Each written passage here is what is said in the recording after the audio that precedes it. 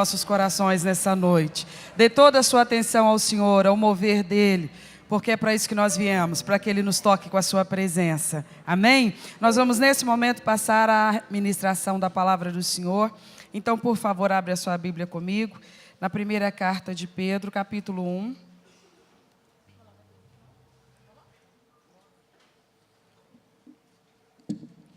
Versos 8 e 9.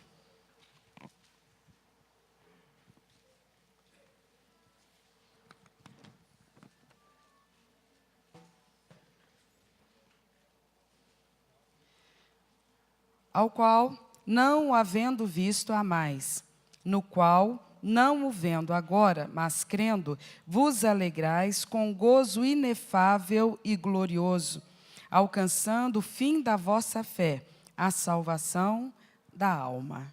Vamos orar? Senhor Deus, que a Tua palavra poderosamente ministre ao nosso entendimento, ao nosso coração nesse momento.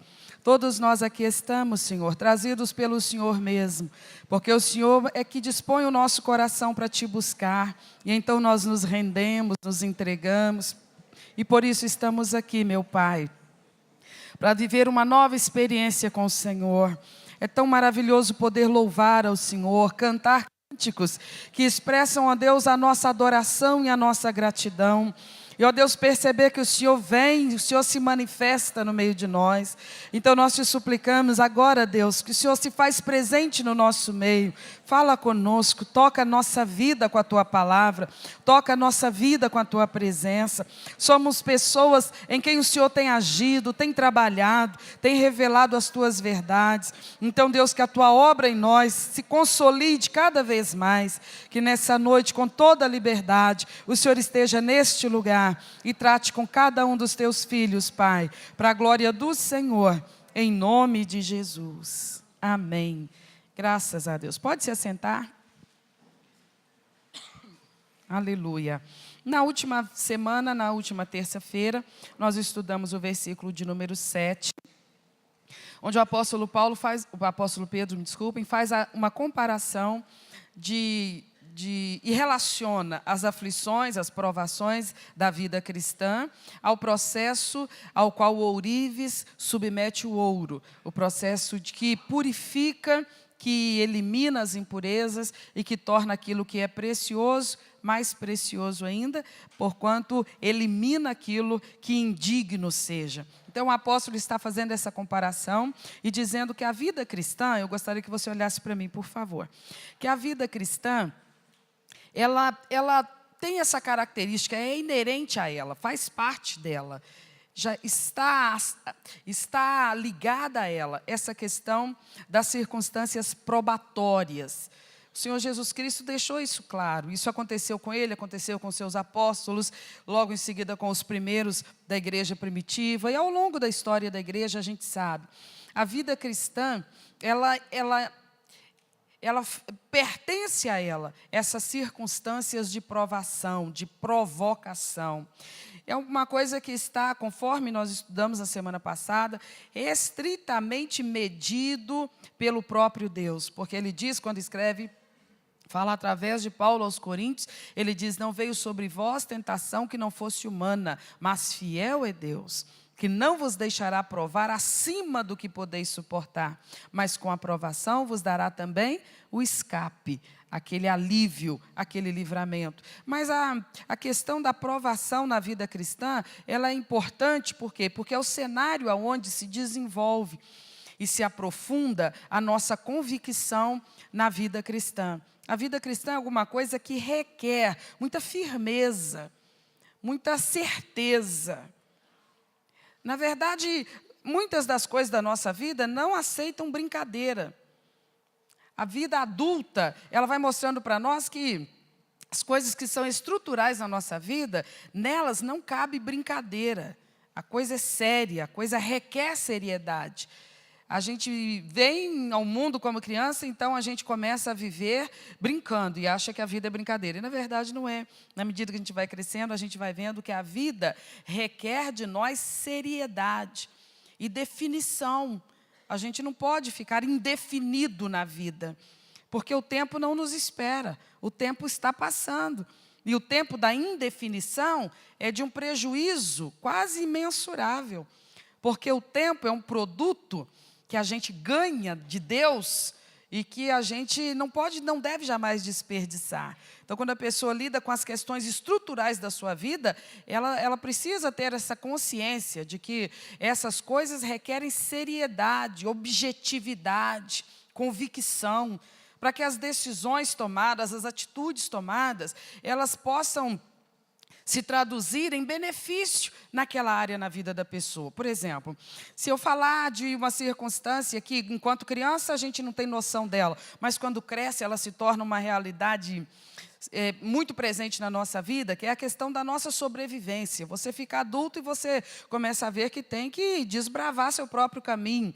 Você tem que decidir a sua profissão e se lançar no mercado de trabalho. Então, você lida com isso e percebe, não, isso aqui não é brincadeira.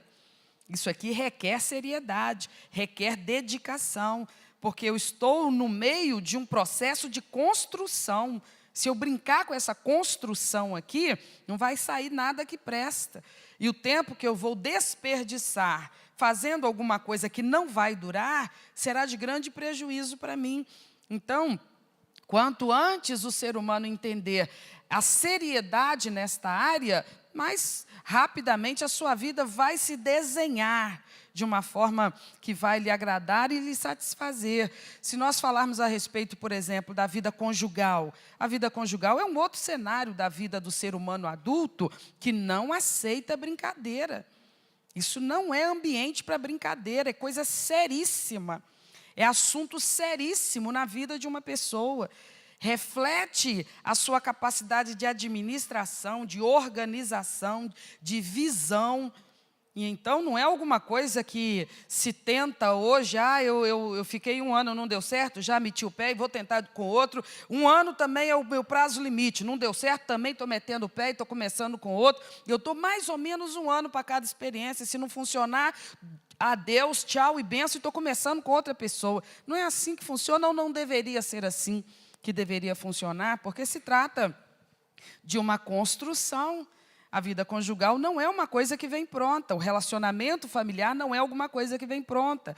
É alguma coisa que precisa ser alguém investindo e administrando, para que essa construção progrida e num ritmo e numa profundidade que garanta a sua sobrevivência. Então, de fato, não é assunto para se levar de qualquer maneira. É assunto sério, que requer seriedade.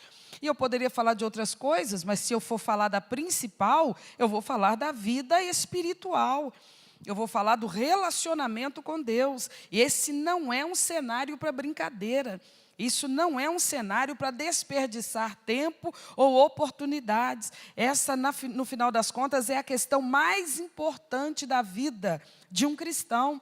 Porque disso é que flui o sustento, a provisão e o recurso para todas as outras áreas da nossa vida. A nossa experiência com Deus, ela é uma coisa do mais alto valor na nossa vida. E então, quando eu entendo na palavra de Deus que a minha vida, a minha experiência cristã, a minha experiência com o meu Deus, vai passar por um conjunto de provações, de provocações, de situações de teste, e isso faz parte da própria vida cristã que eu tenho, do próprio relacionamento com Deus que eu tenho. Eu preciso entender essa dinâmica. Por que que a minha experiência cristã precisa passar por testes? Porque, como nas outras coisas, eu não nasci sabendo ser cristã. Eu estou num processo de construção da minha identidade cristã, da minha personalidade cristã. Isso não veio completamente pronto, está em construção. E então eu preciso, cada um em particular, precisa estar atento a isso que está se construindo na sua experiência de fé. Então, quando a gente passa pelas situações difíceis depois da nossa conversão, a gente precisa estar muito atento, porque, conforme o apóstolo Pedro está dizendo, a nossa experiência cristã está sendo depurada, purificada. De quê? De inconstâncias, por exemplo, de infantilidades, por exemplo, de meninices, de coisas que são comprometedoras para a estrutura dessa experiência cristã. O salmista diz uma coisa interessante, ele diz assim: a maldição sem causa não se manifesta. Então, às vezes, você vê uma pessoa que ela ingressou na vida cristã e até prometia que ia permanecer, e até prometia que se tornar bastante frutífera, mas no final, ou nem muito tempo depois, essa pessoa estagna, ela paralisa. Ela simplesmente deixa de avançar, e não apenas isso, ela começa a regredir. Mas interessante é que muitas dessas pessoas de quem eu estou te falando, elas não se ausentam da igreja. Elas não podem ser chamadas de desligadas da igreja, desviadas, porque elas estão regularmente na igreja. Mas, surpreendentemente, elas não estão mais em ritmo de crescimento. Elas não estão mais em ritmo de desenvolvimento. A construção está paralisada.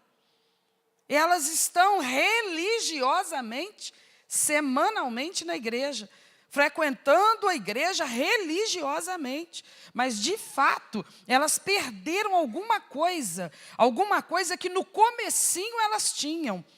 Mas elas perderam ao longo dessa caminhada. E o que poderá ser a razão dessa tragédia? Possivelmente, essa pessoa teve reações que não deveriam ser as que ela apresentaria em situações de teste, em situações de provação.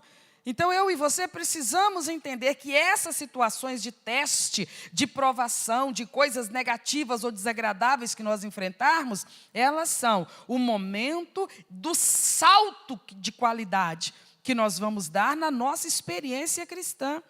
A coisa mais terrível de se ver é um cristão que vai somando anos e anos e anos de identidade cristã, de vida cristã, mas ele está estagnado, senão regredindo tão assustadoramente que, na verdade, já voltou a ser completamente mundano. Apenas mantém o hábito de frequentar regularmente uma igreja evangélica, imaginando que isso é o que o identifica como cristão. Então, quando o apóstolo está dizendo que nós passamos por várias provações e que essas provações são valiosíssimas para nós, ele não está dizendo que é saboroso passar pelas provações. Ele está dizendo que o produto final é valiosíssimo.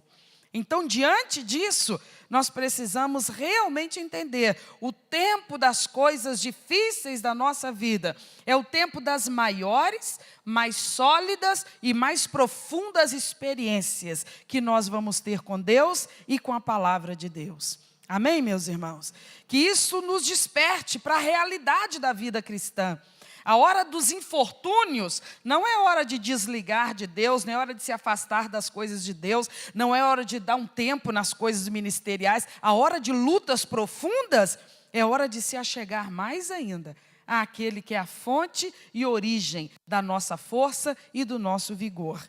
Amém? Então, aqui no versículo 8, Pedro, continuando falando sobre o resultado que essas provações devem produzir na fé do cristão, ele diz assim: ao qual, está falando de Jesus Cristo, não havendo visto há mais, no qual, não o vendo agora, mas crendo, vos alegrais com um gozo inefável e glorioso, alcançando o fim da vossa fé, a salvação da vossa alma. Então, o que ele diz no versículo 8... é surpreendente, porque ele está falando nos versículos anteriores das provações próprias da vida cristã. Então, ele está dizendo uma coisa que, humanamente falando, deveria desmotivar o cristão. Justamente as provações que deveriam esmurecer o cristão, deveriam fazer o cristão desistir desse projeto, recuar definitivamente e nunca mais querer saber de Jesus. Mas ele fala assim: a vida cristã, ela é surpreendentemente espiritual. Você está vivendo situações por conta da vida cristã, porque é a forma pela qual você vai crescer e desenvolver a sua fé e a sua maturidade. E acontece uma coisa interessante: ao mesmo tempo que você está sofrendo, porque provação provoca sofrimento, você ama ainda mais o teu Salvador. Você está sofrendo, a luta está pesada, a resposta não vem, o que você gostaria que acontecesse não acontece. Mas sabe o que está acontecendo com a sua alma? Ela não está se desligando de Jesus Cristo. A luta não está conseguindo fazer isso. Então é disso que Pedro está falando. O produto final desse processo é uma fé ainda mais genuína e valiosa. Porque é uma experiência cristã que suporta perdas, que suporta respostas negativas a expectativas que você tinha do agir de Deus. É uma experiência cristã interessante, porque você se apega a Jesus Cristo de uma tal maneira, e as circunstâncias negativas, probatórias, elas não te levam a revoltar-se com seu Senhor. Você se submete pacientemente ao tempo da provação, e o seu coração se apega ainda mais, e cada dia mais, a Jesus Cristo, teu Senhor. É uma coisa que para nós parece soar assim tão natural. Não, mas é isso mesmo. É assim mesmo com a gente. Pois é, para nós isso ficou uma coisa tão natural. Mas para quem nos observa, não tendo esta experiência cristã, imagina que nós estamos sofrendo de alguma debilidade mental. Porque ficam às vezes nos questionando. Pessoas chegam a dizer: o que está adiantando você ir tantas vezes numa igreja? O que adiantou você se tornar um cristão evangélico, ter renunciado a uma outra profissão de fé e agora ser um cristão evangélico? Olha a sua vida, não deslancha nesta área, não deslancha naquela outra, não há superação naquela outra, e as pessoas te pressionam. Quanto mais veem que você se dedica, ainda mais diante de situações que, no entender humano, deveriam fazer você desistir desse projeto. Mas lá no fundo da sua alma está acontecendo uma experiência com uma pessoa chamada Jesus Cristo. Por que é possível eu hoje, você hoje, vivermos uma experiência com essa pessoa? Vamos nos lembrar que quando ele esteve na terra, 2000 anos atrás, muitas pessoas tiveram experiência com ele, o conheceram, o tocaram, foram tocadas por ele, ouviram ele, foram ouvidas por ele, elas estiveram frente a frente com ele, elas se impressionaram com ele, elas foram aprendendo a confiar nele, elas admiravam ele, elas ficavam ali atentas a ele, ele estava lá, 2000 anos atrás, eu estou aqui hoje, você está aqui hoje. Aí a gente pensa, a qualidade do relacionamento delas com Jesus era uma qualidade que eu nunca vou poder ter, que você nunca vai poder ter, porque eles tiveram um privilégio que nós não temos. Eles viram Jesus face a face, eles o tocaram e por ele foram tocados, eles ouviram a ministração do Evangelho pelos lábios do próprio Salvador, eles viram as suas manifestações espetaculares de poder, e a gente pensa, nós não poderemos dar uma resposta a ele, conforme aquelas pessoas deram, porque nós estamos no prejuízo. Eu vou ser obrigada a te dizer que isso não é verdade. Por que isso não é verdade? Porque Jesus Cristo hoje, na minha vida, na tua vida, ele está tão vivo quanto estava ali, diante daquelas pessoas. Por que eu posso orar a ele, falar com ele, se a Bíblia me diz assim, que a consulta ou a comunicação com os mortos é alguma coisa que Deus terminantemente proíbe. Terminantemente proíbe a necromancia, que é a invocação de mortos, ou a comunicação com mortos. A Bíblia Sagrada diz que Deus proíbe essa prática. Aí alguém dirá assim, como que vocês podem, ao longo dos seus cultos, dos seus dias, falarem com Jesus que 2000 anos atrás morreu? Morreu, irmãos? Morreu. Mas continua morto? Não. Ele ressuscitou dentre os mortos.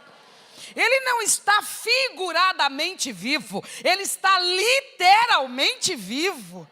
Então eu posso conhecê-lo hoje, tanto quanto aqueles primeiros cristãos o conheceram.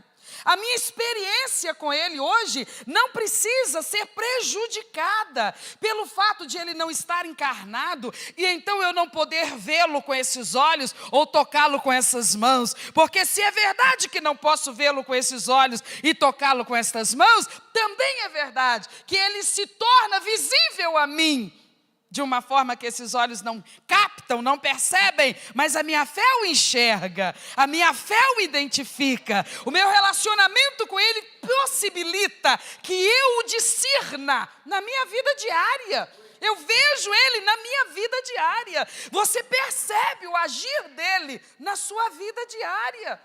Ele está tão real e presente conosco, quanto esteve naqueles dias, com aqueles primeiros cristãos. Então, a palavra de Deus para aqueles cristãos com os quais Pedro está conversando, ela tem a mesma força para mim e para você. Pedro está conversando com aqueles cristãos que eles próprios, embora também estivessem vivendo no primeiro século, eles também não haviam visto Jesus. Pedro ouviu, Pedro foi um dos seus discípulos, Pedro o tocou, Pedro caminhou com ele, Pedro testemunhou os atos poderosos dele, mas aqueles cristãos ali eram uma leva de gente que se converteu depois da ascensão do Senhor. Eles souberam do Evangelho pela boca dos apóstolos. Eles se tornaram cristãos pela fé na pregação do Evangelho. Eles, como eu e você, também não viram Jesus encarnado. Também não ouviram a pregação saindo dos lábios dele. Eles também não foram testemunhas oculares do Cristo encarnado, como eu não fui e você também não. E Pedro está com eles conversando e dizendo assim: é essa fé que a provação provoca, produz. É essa fé que o suportar as provações purifica e fortalece. Vocês estão sendo submetidos à fornalha das aflições e não estão sucumbindo. Quando entram na fornalha da aflição, o que é incinerado nela são as impurezas. E o que sai no produto final são os valores dessa fé, agora purificados e solidificados e valorizados, ao ponto do próprio Deus dizer que na revelação do seu Filho Jesus Cristo, Ele mesmo dará louvor à sua fé nele. Então Pedro diz: vocês são isto, vocês são esse grupo de cristãos que estão suportando as aflições e no final das contas, vocês estão amando-o mais do que o amavam no começo. Sabe aquela história de que a pessoa vai perdendo o primeiro amor? Isso precisa ser uma ameaça eliminada da nossa vida. Porque se o primeiro amor, ele se refere aos primeiros passos da vida cristã, da fase da empolgação, do entusiasmo, porque tudo era novidade, esse primeiro amor, ele não foi se enfraquecendo, ele foi se amadurecendo, se consolidando. Hoje ele é um amor acrescido, além da empolgação, além do entusiasmo, tem mais coisas nele. Tem a experiência, que lá no comecinho a gente ainda não tinha. Tem o conhecimento bíblico, que lá no comecinho a gente não tinha. Tem a autoridade espiritual que ele vai revestindo aquele cristão que vive na presença dele. E por meio dessa autoridade fazemos uso do seu nome. E de fato as legiões do inferno retrocedem pelo poder de Cristo pronunciado pelos nossos lábios.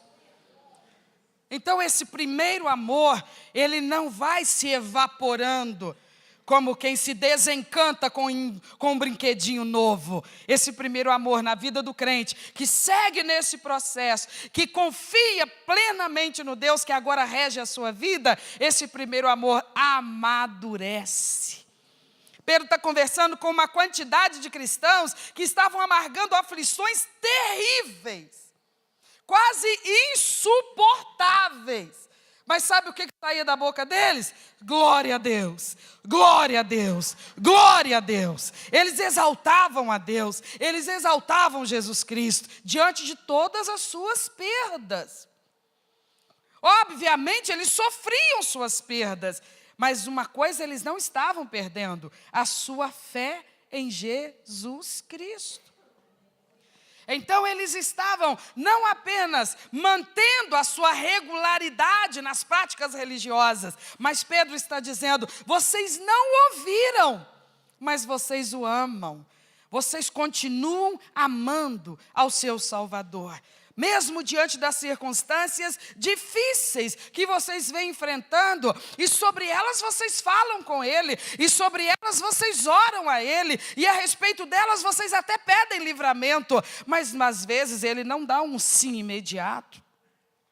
Às vezes Ele diz ainda não, às vezes Ele diz apenas não. E vocês vão vendo situações em que pessoas te observam e talvez como aquela mulher um dia vira para o seu marido diante de aflições tão severas e diz para ele: por que mantens a tua fidelidade a este Deus? Amaldiçoa ele e morre. Talvez alguém diga para nós também: como que você continua nesse caminho? Como que você não reconhece que deu um passo errado? Por que você não abandona isso logo de uma vez? A sua resposta é a mesma daquele homem de Deus. Você diz: ainda que Ele me mate, Ele é o meu Deus, Ele é o meu Senhor, Ele é o meu Salvador. Amém, meus irmãos? Eu quero ver com você um texto na primeira carta de João, capítulo 4, versículo 19. Que amor é esse que nós vamos vendo ser aperfeiçoado em nós para com o nosso Senhor? 1 de João 4,19 diz assim: nós o amamos. Por quê? Então João está nos explicando alguma coisa a respeito desse amor que nós temos por Deus. Agora olhe para mim, por favor. Ele está dizendo assim: nós o amamos, amamos a Deus, amamos a Jesus Cristo. E a razão porque hoje esse amor está no nosso coração é porque Ele nos amou primeiro. E quando Ele nos amou primeiro, obviamente, nós não éramos parte do povo dEle. Quer abrir outro texto comigo? Romanos 5,5. Complementando o que João está dizendo, Paulo diz algo aqui. Romanos capítulo 5, versículo 8. Diz assim: mas Deus prova o seu amor para conosco, em que Cristo Jesus morreu por nós. Quando é que Cristo morreu por nós? Quando nós já éramos limpinhos, santinhos, bonitinhos? Não, quando éramos ainda pecadores, desligados da comunhão com Deus, irreconciliados com Deus. Estávamos perante os tribunais celestiais em dívida que valeria a nossa condenação eterna. Aí o que o apóstolo Paulo está dizendo aos romanos é o mesmo que João está dizendo na sua epístola. João está dizendo: hoje nós podemos dizer e desfrutar desse amor que Ele nos deu, e o amor com que Ele nos tem amado gerou em nós o amor por Ele. É o amor dele que conquistou o nosso amor. Por que eu amo a Jesus? Porque Jesus me ama. Eu não amo Jesus porque Ele me cura. Eu amo Jesus porque Jesus me ama. Eu não amo Jesus porque Jesus me prospera. Eu amo Jesus porque Jesus me ama. É amor que recebe correspondência. É amor que provoca amor. Porque Ele nos ama maravilhosamente, perfeitamente. No seu amor Ele se aproxima de nós e Ele nos faz perceber no fundo da nossa alma que isso não é conversa de pregador. De fato, Ele me amou. O apóstolo Paulo chega a dizer assim: o Espírito dele faz uma comunicação misteriosa com o teu Espírito. E te confirma isso, que Ele é teu Pai. Por causa disso você pode falar: Abba, Pai, meu Pai. Por meio de quem? Da pessoa bendita de Jesus Cristo. Então isso é uma experiência libertadora.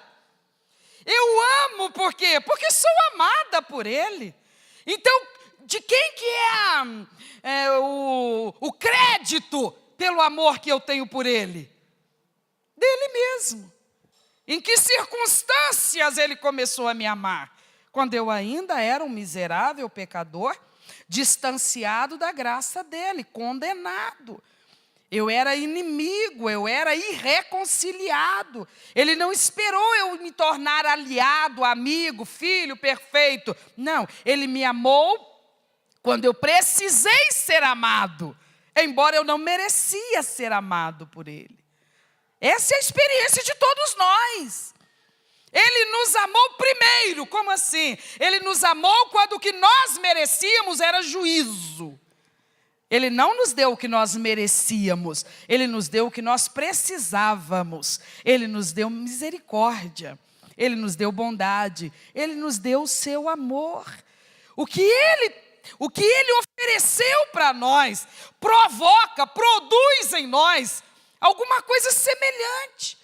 Porque esse amor que nós vamos aprendendo a ter por Ele, e o nosso coração vai se dilatando, se estendendo, se expandindo, para que esse amor tenha mais força, para que esse amor seja mais volumoso na nossa alma. Isso é alguma coisa que realmente transcende a experiência humana, ultrapassa a capacidade humana. É um amor celestial, é um amor divino, é um amor eterno. O amor que nós temos por Ele não vai acabar nunca. Nunca, sabe por quê? Porque Ele nos impressiona com o amor que Ele tem por nós. O que nutre o nosso amor para com Ele é o amor dEle para conosco. A fonte que alimenta o nosso amor para com Ele flui do amor dEle para conosco. Quando é que Ele vai deixar de nos amar? Quando é que o amor dEle para conosco vai se esgotar? Nunca. Então nós nunca vamos deixar de te amar, Jesus Cristo. Amém? O apóstolo Pedro está dizendo: vocês não ouviram, não foram testemunhas oculares da pessoa física dele, mas ele é real na vida de vocês. O amor de Deus para com vocês foi revelado a vocês. Porque, na verdade, Deus sempre amou vocês, mas vocês não sabiam disso. A partir do momento em que vocês abriram o coração para o Evangelho, foi revelada a sua alma, que de fato, Deus, o Criador do Sol, da Lua, das estrelas, das galáxias, dos planetas, de todas as espécies de animais, de todas as espécies de árvores, da espécie humana, Ele te conhece, sabe teu nome. Sabe quantos fios de cabelo tem na tua cabeça. Ele te viu ainda informe no ventre da tua mãe. Ele senta contigo e conta toda a história da tua vida, sem esquecer um único dia de todos esses anos de vida que Ele já te deu. Ele te conhece, Ele te conhece, Ele te conhece, Ele te traz da palma da mão dEle. Ele trata você como uma mãe com o seu bebê, que percebe que o seu bebê está faminto e lhe oferece o peito que tem o alimento abundante. Ele é como essa mãe cuidadosa que está amando você, amando você, amando você. Mas você não sabia disso. Ele sempre te amou. Ele sempre nos amou. Ele não começou a nos amar a partir do dia que nós recebemos Jesus na nossa vida, não. Ele sempre nos amou. Isso não é maravilhoso, meus irmãos? E aí eu precisava saber que eu era amado desse jeito. Eu precisava conhecer esse Deus que tanto me ama e conhecer o amor desse grande Deus. Como é que Ele retratou, Ele pintou esse amor, descendo à forma humana, assumindo a forma humana e se expondo a tudo, conforme sabemos que Ele se expôs, e derramando a sua vida naquela cruz, para deixar um retrato, um monumento, um memorial ao amor que Deus tem para conosco. Quando nós ficamos informados disso, quando nós fomos inteirados disso, o nosso coração, para a glória do próprio Deus, absorveu esse amor. Que maravilha acordar todas as manhãs, sentindo como se estivesse no colo do Pai. Sabendo, o dia não vai ser fácil, Senhor. Tem algumas coisas que eu terei que enfrentar. Mas o Senhor quer saber se eu estou com medo? Nem um pouquinho. Porque sei que o meu Pai está comigo. O Senhor está comigo. É o Senhor que me toma pela mão direita e me conduz nos caminhos que eu tenho que seguir. O amor de Deus acalma a nossa alma. O amor que Ele tem por nós nos faz tão bem, mas tão bem, que não tem outra resposta da nossa alma para com Ele. O amor dEle conquista o nosso amor por Ele.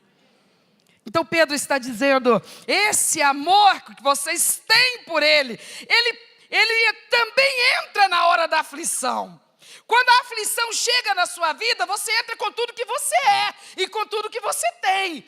Inclusive a tua experiência espiritual. Inclusive a tua experiência com Deus, inclusive a tua convicção de vida cristã. Entra tudo na prova, não fica nada do lado de fora. Você entra íntegro, inteiro na prova.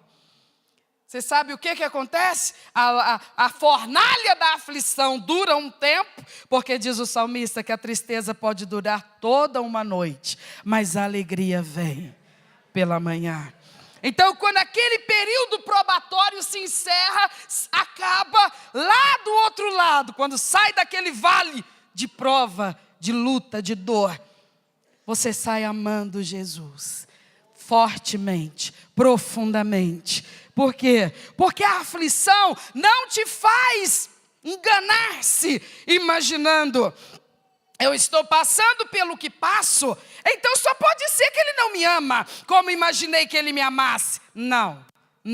Na aflição, você se aproxima tanto dEle, que chega um momento que você pensa assim, eu não tenho mais nada, eu não tenho mais ninguém, eu só não sucumbi, porque Ele está aqui comigo, a graça dEle me basta, o amor dEle me supre, eu me deito em paz, eu durmo a noite inteira, a prova está aí, a dor está aí, o sofrimento está aí, mas a minha alma regozija em Deus, meu Salvador.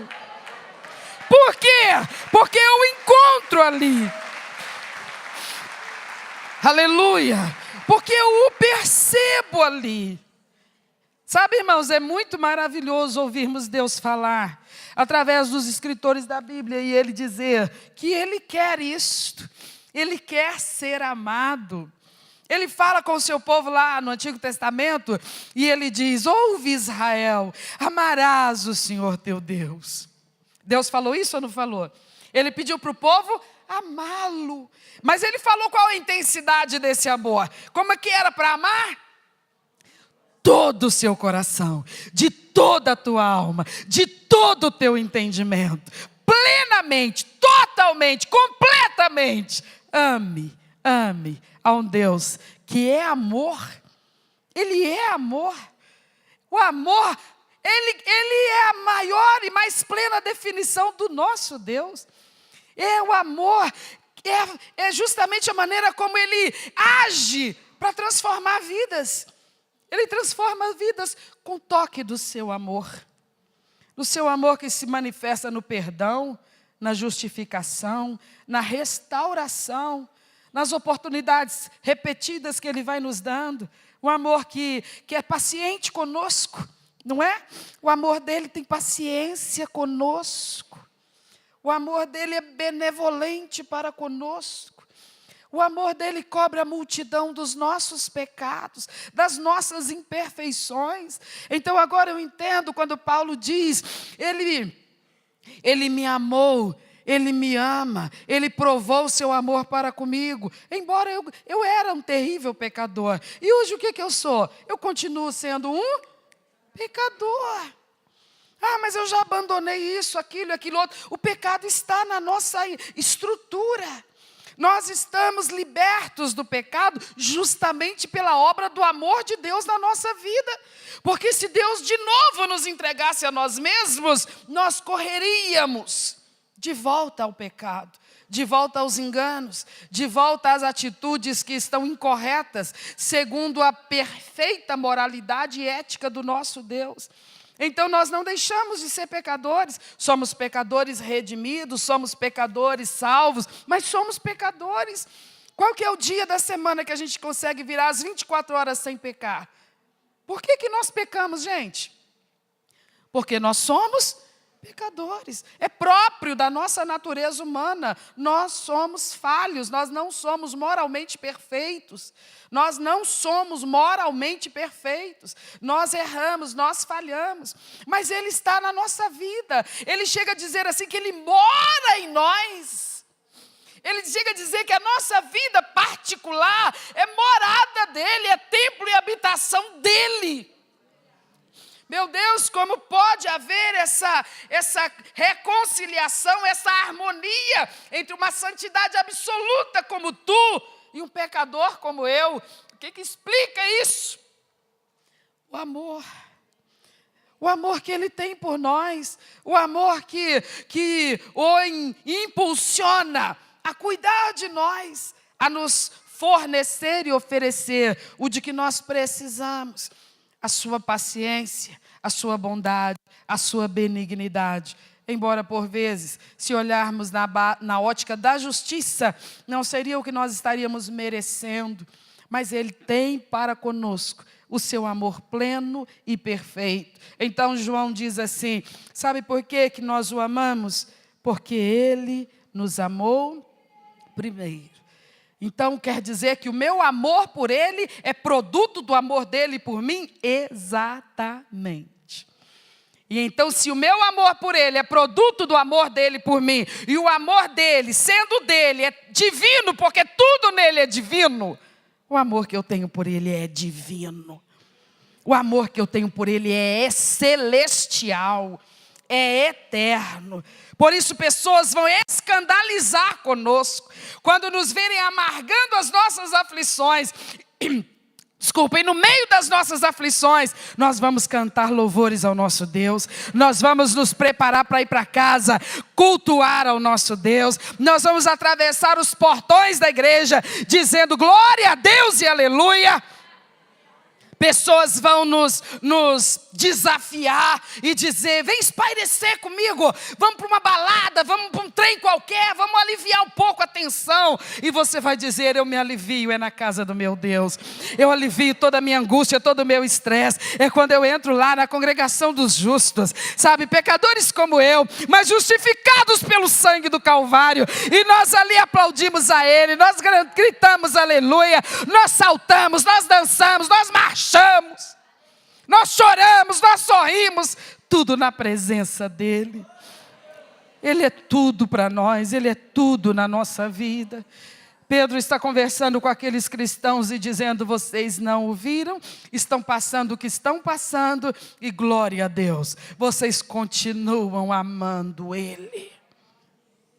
O nosso amor por Deus, ele precisa estar íntegro.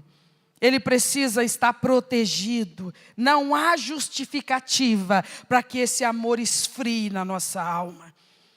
Eu amava mais quando ele cuidava melhor de mim. Eu tenho alguns testemunhos para contar, milagres maravilhosos que Ele operou na minha vida. Aquele foi o meu auge na convivência com Ele. Mas de uns tempos para cá, não sei se a fila está muito grande, Ele não está me atendendo. A coisa, sabe, às vezes dá uma melhoradinha, mas daí a pouco o trem piora de novo. Eu estou te falando, eu estou assim meio cansado, muita luta, muita luta, muita luta. Eu te digo, amadurece, crente. Amadurece, crente, olha para Jesus, autor e consumador da sua fé.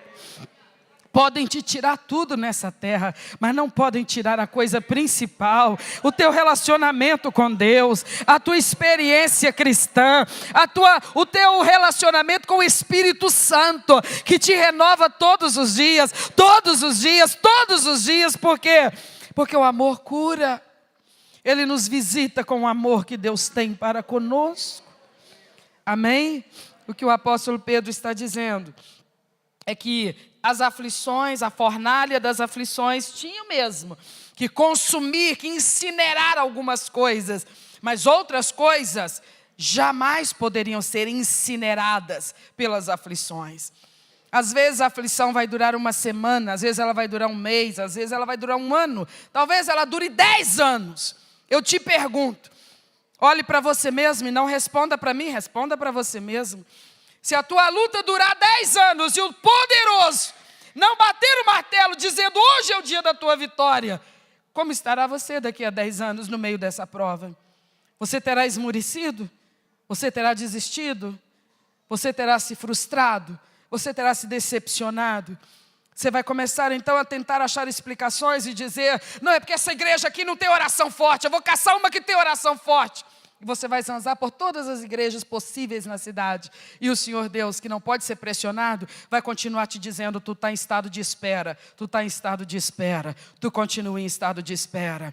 E talvez você diga, Senhor, o Senhor está exagerando nesse tempo da espera. O Senhor sabe, eu estou por naufragar. E Ele vai dizer, você precisa reagir dentro da tua luta. Tu precisa reagir dentro da tua luta. Tu precisa voltar a estar em paz com teu Deus dentro da tua provação. Tu precisa se agarrar a Ele, se apegar a Ele. Tu precisa aproveitar esse tempo de crescimento, não é tempo de naufrágio. Tempo de luta na vida do cristão, não é tempo do seu assassínio, não é tempo da sua morte, não é tempo da sua derrota, é tempo da sua vitória. Mais importante, é tempo das experiências mais íntimas com o Espírito de Deus. É tempo de ser consolado por Ele, sustentado por Ele, provido por Ele. É tempo de se achegar ao Senhor. É tempo de não dar um passo sem conversar com Deus. É tempo de começar cada novo dia prostrado, de joelhos e com a boca no pó, falando com o Todo-Poderoso e dizendo, Senhor, meus olhos estão postos em Ti. Meus olhos estão postos em Ti. Eu sei quem é o Senhor, Tu és a verdade, Tu és o único verdadeiro, Tu és o Todo-Poderoso. Tua boca professa no meio da luta, no meio da prova, enquanto teus olhos choram, enquanto tua carne treme por causa da aflição, tua boca confessa. Eu não blasfemo, eu não murmuro, eu não descreio, pelo contrário, eu estou cada vez mais convicto que Tu és o meu Deus. E a minha vida está nas Tuas mãos, eu estou rendido a Ti. Vieram me chamar, Senhor, para tentar uma cartomante, para tentar um passe aqui, para tentar um trabalho na cachoeira ali. Mas a todos eu digo, como eu poderia procurar outro? Para quem eu irei? Talvez antes de o conhecer, eu pudesse tentar todas essas possibilidades, mas agora a minha mente sabe, só há um Deus, o meu Deus, o poderoso Deus.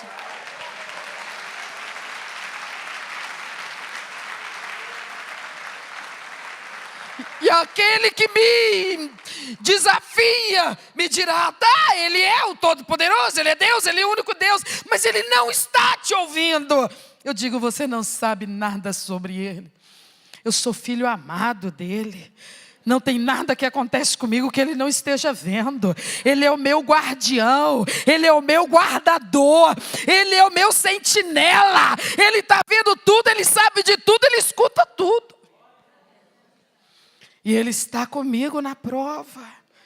Você está achando que Ele está lá, desfrutando do ar puro, nas mansões celestiais, alienado do que eu estou passando? Não, Ele está aqui comigo. Ele habita em mim.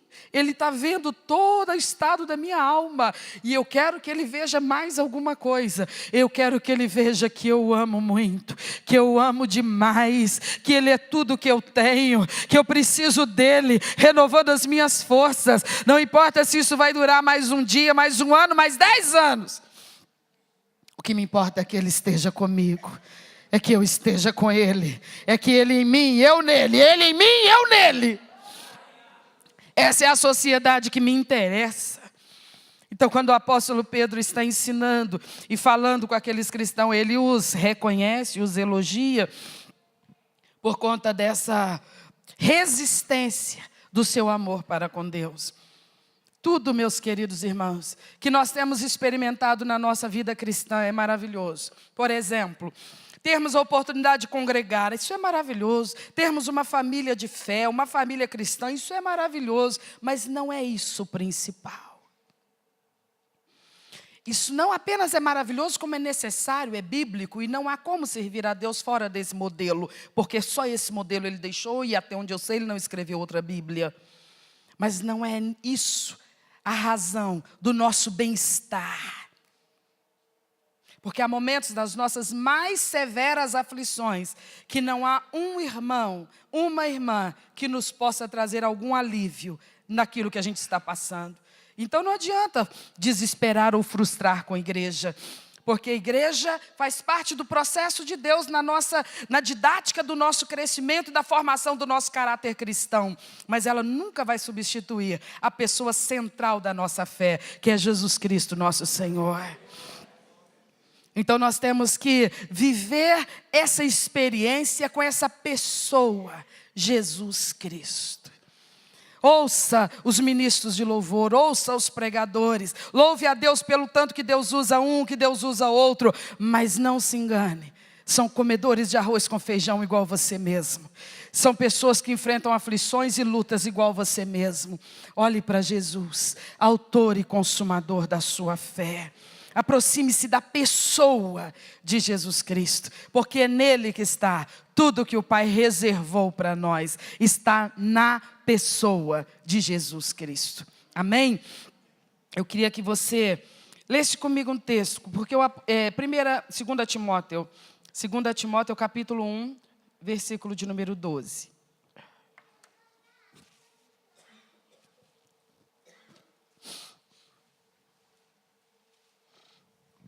Segunda Timóteo, capítulo 1, versículo 12.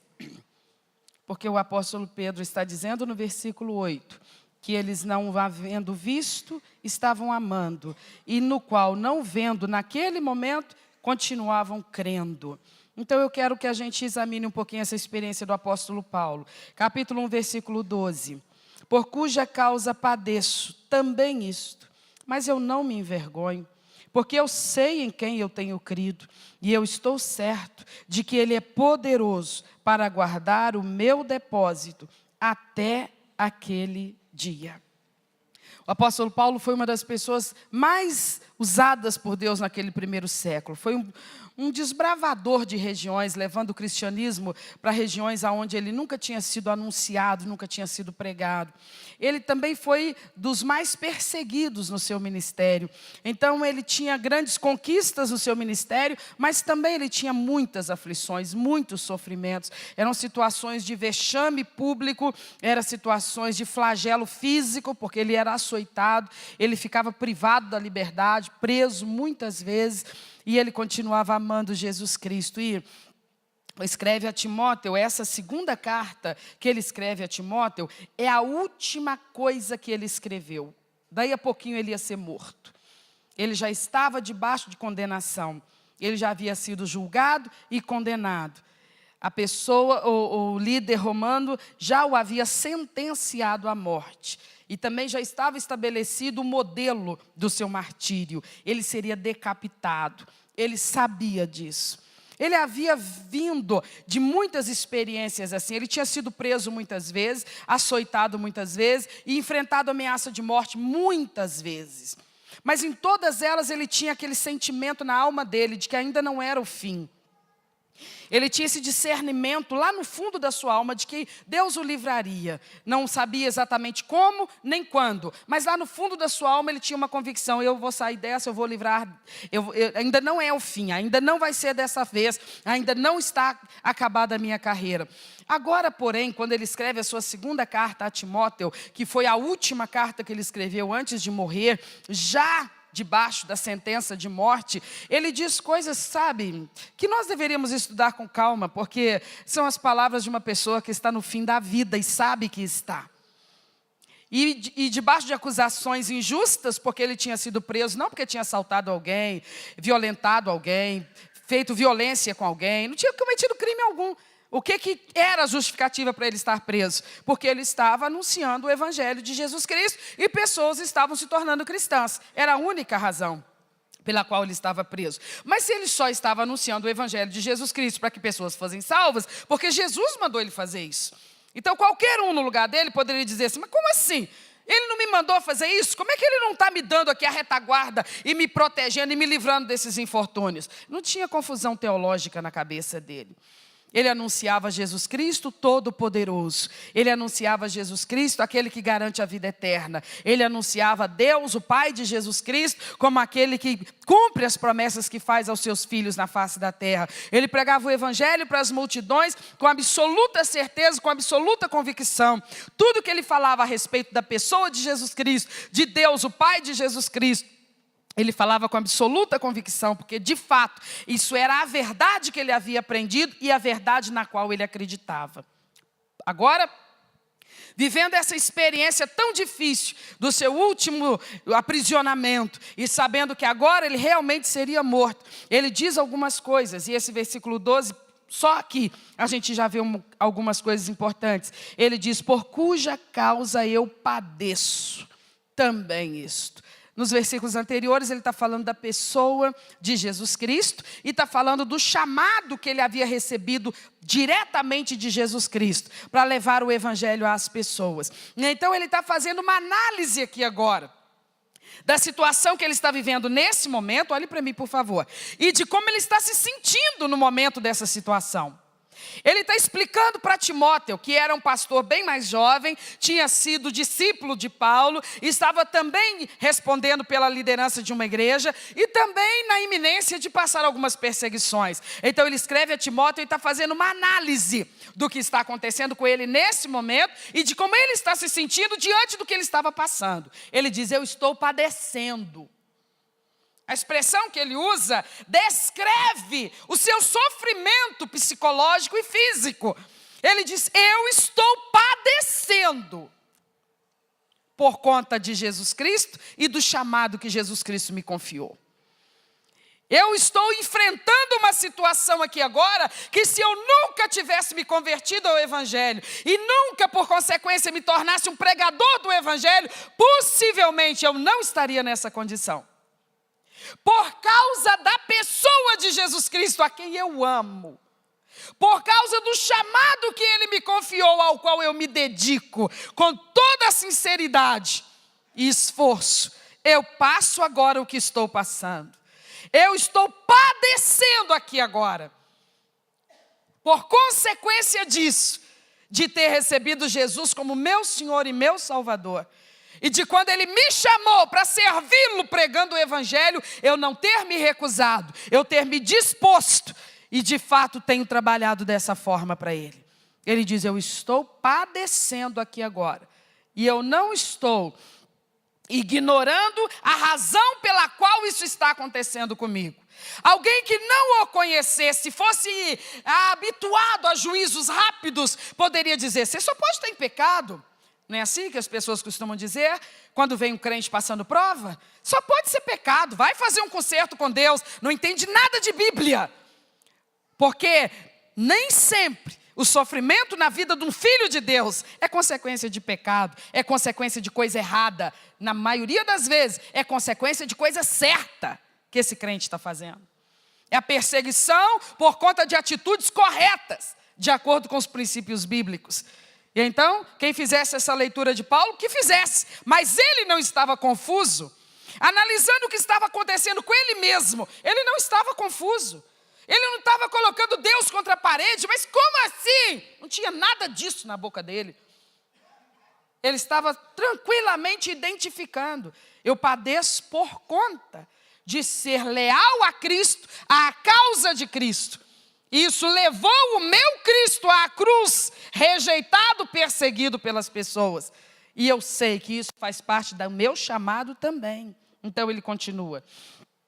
Por cuja causa padeço também isso. Mas eu não me envergonho. Ele está se expressando como quem diz assim, eu não me sinto intimidado diante disso. Eu não sinto que isso que eu estou passando me desonra, me humilha, me envergonha. Alguém pode até sentir. Alguém pode até olhar para mim, me analisar e ter pena de mim, e dizer que eu sou miserável e me desprezar. A pessoa que se vire para lá, com o juízo que ela faz. Eu sei de mim, eu não estou me sentindo envergonhado pelo que eu estou passando. Sou um prisioneiro hoje, sentenciado à morte hoje. E para a visão da sociedade, isso é vergonhoso. E seria mesmo, se eu estivesse nessas condições, por falhas morais, éticas. Mas não, eu só estou por conta de uma vida corretíssima aos olhos do meu Salvador. Então eu não me envergonho das minhas cadeias. Não adianta ninguém querer me intimidar por conta das minhas cadeias, dizendo, o que valeu toda essa dedicação? O que valeu toda essa renúncia? O que te trouxe de proveito toda essa dedicação ao seu Cristo e essa causa? As pessoas podem dizer o que quiserem, mas eu digo para mim mesmo, Paulo, não se envergonhe do que você está passando. Teu sofrimento honra teu Salvador. Tua lealdade ao ponto de se submeter a este sofrimento honra aquele que te chamou. Você está dando uma demonstração de que você é leal até a morte. De que você faz jus à honra que Ele te deu, de te confiar um ministério como esse. Ele diz, eu não me envergonho. Alguém pode se envergonhar por mim, mas eu não me envergonho. E Ele diz, porque eu sei em quem eu tenho crido. Mais uma declaração importantíssima para alguém que está no calor da aflição. Ele diz assim, eu sei quem Ele é. Eu sei que eu posso confiar nele. Eu sei em quem eu tenho crido. Ele não está questionando nada. Ele só está dizendo, eu tenho absoluta confiança nele. Mas olha só o que ele está deixando você passar. Eu confio nele. Eu não confio nele só quando está tudo certo para mim. Eu confio nele em qualquer situação. Eu não confio nele só quando tudo se resolve rapidinho para mim. Eu confio nele de qualquer jeito. Você quer saber uma coisa? Ele conquistou o meu amor. E outro, ele conquistou minha confiança. Eu confio nele. Eu continuo crendo nele. Abandona ele jamais. Mas o que está deixando tu passar? Eu confio nele. Por isso as pessoas não entendiam porque que aqueles primeiros cristãos se dirigiam serenamente às arenas para serem devorados pelas feras ou assassinados pelos gladiadores. As pessoas não entendiam porque que eles iam serenamente para esse infortúnio, quando eles podiam simplesmente se privar, se poupar disso, negando a fé, negando Jesus Cristo. Elas diziam, eu confio nele. Mas como assim, gente? Você confia numa pessoa que faz tudo que te agrada? Não. Você confia numa pessoa que te atende toda vez que você procura ela? Não. Você confia numa pessoa que não te aborrece hora nenhuma e jamais te fala não. Não é assim que funciona? Não. Você confia numa pessoa que tem capacidade de olhar dentro dos seus olhos e falar assim, eu vou te levar lá para o céu. É nessa pessoa que você confia. Só nessa pessoa você pode confiar. Ele vira para você e diz assim, as pessoas vão observar as coisas das quais eu não vou te livrar nessa terra e vão dizer assim, se disso aí ele não te livra, o que te faz acreditar que ele vai te colocar lá no céu quando tu morrer? Você diz, o que me dá essa certeza é porque ele voltou para lá. Ele está lá. Ele entrou lá de novo. Ele pertence àquele lugar. De lá ele saiu para se tornar homem, porque sendo Deus ele não poderia morrer. Então ele se fez homem para poder morrer. Porque quando ele morreu, ele me salvou. E aí ele me garantiu, está consumado.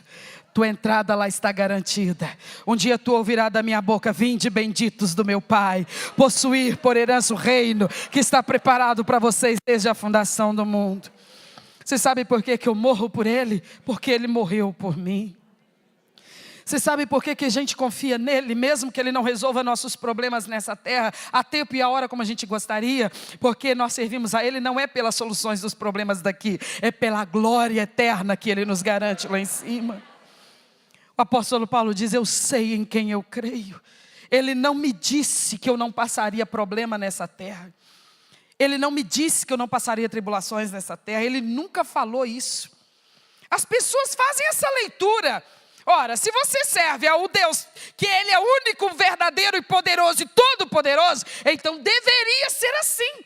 Ele deveria blindar você, para que você não sofresse absolutamente nada. Bom, as pessoas podem pensar assim, mas Ele nunca disse isso. Ele nunca disse isso. Disse? Não, pelo contrário. Ele disse no mundo, mas diante das aflições, tem de bom ânimo. Enfrenta com um ânimo que não se exaure, não se extingue, não acaba. Sabe por quê? Porque nas aflições Ele está contigo, Ele está conosco. Pode ser que a aflição chegue a nos matar. E se isso acontecer, acabou a história para nós? Acabou de começar. Porque aí nós vamos viver uma eternidade sem fim, de glória indescritível na presença do nosso Salvador. Eu sei em quem eu tenho crido e estou convicto de que Ele é poderoso para guardar o meu depósito até aquele dia.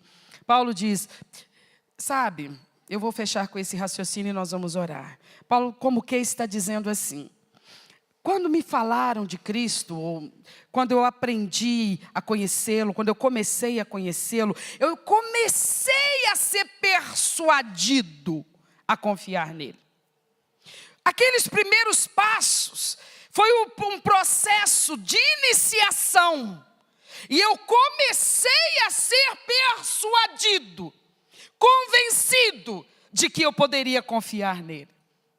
Passaram-se longos anos e eu estou caminhando com Ele, e o conhecendo e convivendo com Ele. Agora, eu não estou sendo persuadido, eu já estou plenamente persuadido, plenamente convencido de que Ele é o meu Salvador, Ele é o meu Senhor. Aconteça o que acontecer, esteja tudo bem, esteja tudo mal, esteja tudo calmo, esteja tudo tempestuoso, eu estou convencido, ninguém tira isso de mim. Vão chegar pessoas falando mal do seu Cristo, pobre delas. Elas são miseráveis, elas não sabem a verdade. Elas falam do que não sabem, elas falam do que não conhecem. Mas podem falar o que quiserem falar. Se Ele tolera, quem sou eu para não tolerar? Mas uma coisa eu já vou avisando. Não desperdice comigo o seu latim. Por quê? Porque eu estou plenamente convencido a respeito dEle e da minha vida com Ele. Pessoas virão e dirão para você, não tem saudades das coisas de uma vida sem compromisso com Ele? Ora, tem tanta novidade nesse mundão aí, tem tanta coisa legal e prazerosa. E eu vou poder responder essa pessoa e dizer, se você com elas se satisfaz, então farte-se delas. Eu não vou, saber por quê? Porque a minha plena satisfação está em Cristo Jesus. A experiência cristã, ela é um dínamo. Ela é poderosíssima na vida do crente, que de fato está crescendo, está amadurecendo. Paulo falava de si mesmo, ele diz, nada me separa dele. Nada me separa dele. Nada me separa dele. Que seja essa a minha declaração hoje, que seja essa a sua declaração também. Fique de pé no seu lugar e fale sobre isso com Deus. Declare ao Senhor isso. Senhor, eu comecei te amando assim meio de forma duvidosa, mas eu vou te falar uma coisa, quanto mais o tempo passa, mais forte é o meu amor por Ti. Mais forte é o meu amor por Ti. Senhor, eu confio em Ti. Eu confiava lá atrás, às vezes meio sem entendimento, sem conhecimento, sem paciência, mas hoje não. A minha confiança em Ti está sendo aperfeiçoada. Eu não blasfemo, eu não murmuro enquanto espero. Eu só espero pacientemente, porque eu confio em Ti. Feche os seus olhos e conversa com Ele. O que as aflições estão fazendo contigo, minha irmã? Estão te afastando dele ou estão te aproximando cada vez mais? O que as aflições estão fazendo contigo, meu irmão? Estão te levando ao desespero ou estão fazendo você declarar diante desses Golias que se levantam? Você diz: eu vou contra ti, em nome do Senhor dos Exércitos, e é Ele que jogará esses gigantes por terra. Ore, igreja, ore, declare, verbalize a sua realidade espiritual. Conversa com Deus e diga: Senhor, as aflições não me afastarão de ti, as aflições não me separarão de ti, nas aflições eu saberei me achegar ao Senhor. Eu quero ouvir você orar. Levanta a sua voz e fala com Deus.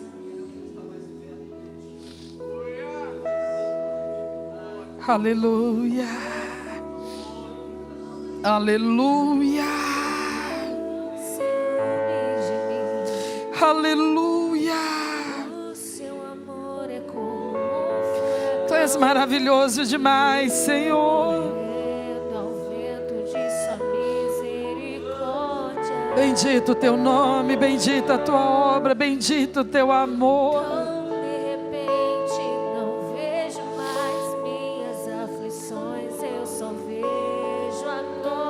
Oh Espírito de Deus, quão maravilhoso Ele é, o tanto que aleluia.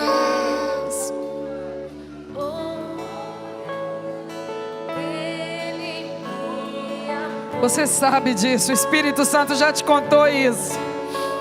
Você sabe disso. Desfrute disso. Esse amor que nos cura, que nos restaura.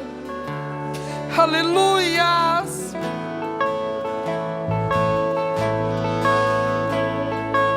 Abre seu coração, igreja. Abre a sua boca, fala com teu Deus. Deixa a alegria da salvação inundar a sua alma.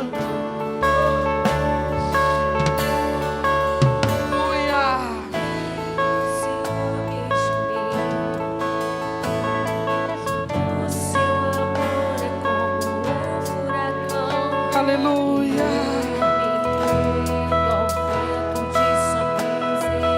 Não se renda às aflições, renda ao amor de Deus.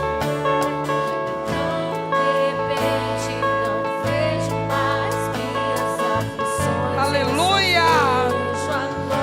Aleluia. Ah, Espírito de Deus.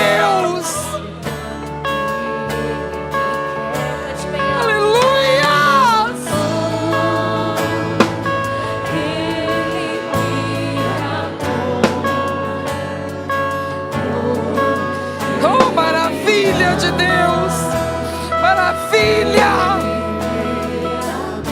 aleluia,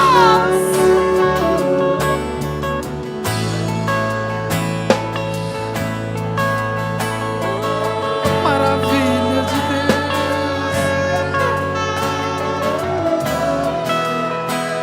aleluia.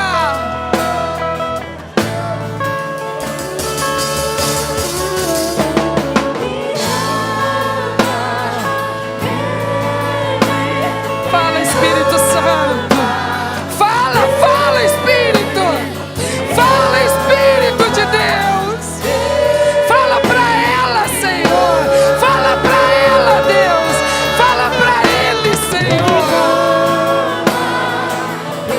fala essa verdade pra tua igreja.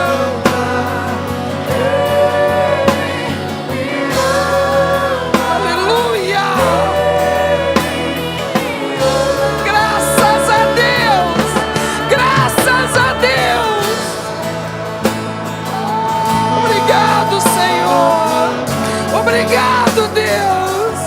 Nós também te amamos, Senhor. Nosso coração é teu, Jesus.